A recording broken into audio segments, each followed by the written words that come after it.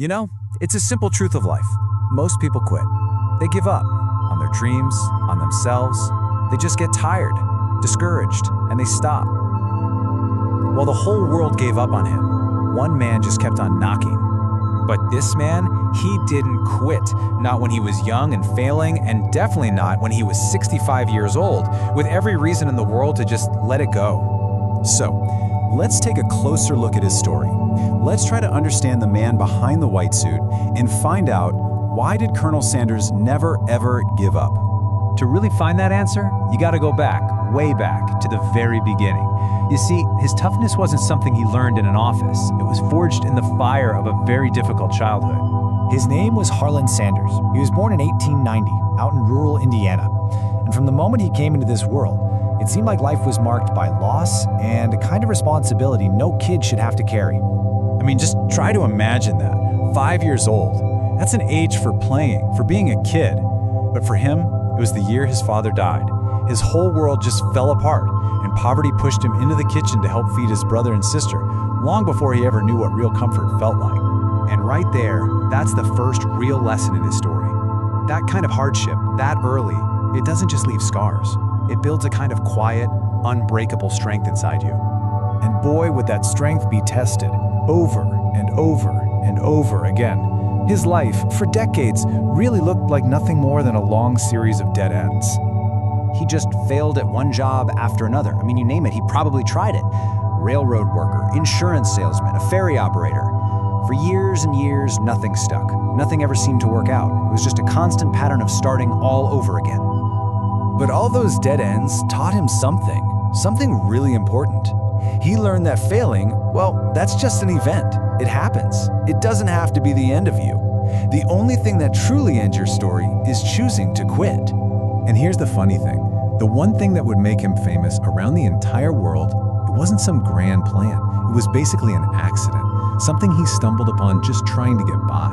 See, he was running this little gas station down in Kentucky, and just to make ends meet, he started cooking for hungry travelers who'd stop in. He wasn't dreaming of a global empire. He was just trying to pay the rent. And right there, in that little kitchen, that's where the famous recipe came to be. And isn't that something? Sometimes your great purpose, it doesn't show up in a flash of lightning. It often starts as a quiet whisper, a simple answer to the question, how am I going to make it through today? So he finally builds this little gas station meal into a pretty successful roadside restaurant. You'd think he'd finally made it, right? Well, life had another test coming for him, the biggest one yet.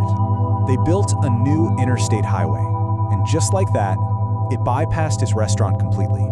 The cars just stopped coming. His customers, his livelihood, it all vanished. Overnight, everything he had built was gone. 65 years old, an age when most folks are kicking back, thinking about retirement, and he had nothing. It just goes to show you, life doesn't check your ID before it decides to throw a punch. So, what does a man do? He gets his first Social Security check, $105, and he doesn't pack it in. No, he packs his suitcase with that recipe of his, and he decides to start all over again. And what came next? Well, it's a journey that would have broken just about anyone. It was a test of belief, defined by one little word, said to him over and over and over: no. Just ask yourself, honestly, how many no's could you take? How many doors would have to slam in your face before you just turned around and went home? 10? 20? Maybe 100? He went door to door, restaurant to restaurant, sleeping in his car, trying to sell that chicken recipe. And he was turned down 1,009 times. 1,009 rejections. But you know what? He didn't need 1,000 people to believe in him. He only needed one person to say yes. And finally, he got one. And there it is. That's the heart of it, isn't it? One single yes is absolutely enough to change your entire life, but only if you've got the guts to survive all the no's it takes to find it. That one yes? Well, that was the spark.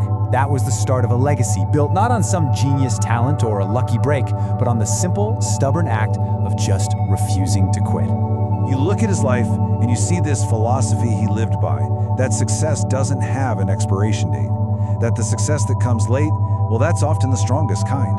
He taught us that real courage is just continuing when nobody else believes in you, and that in the long run, persistence always shouts louder than talent. He failed early, He failed often, but he just never quit. You know, we live in a world that's obsessed with youth, with being the next big thing overnight. But the story of Colonel Sanders, it tells us a much deeper truth. The world might reward youth, but life rewards persistence.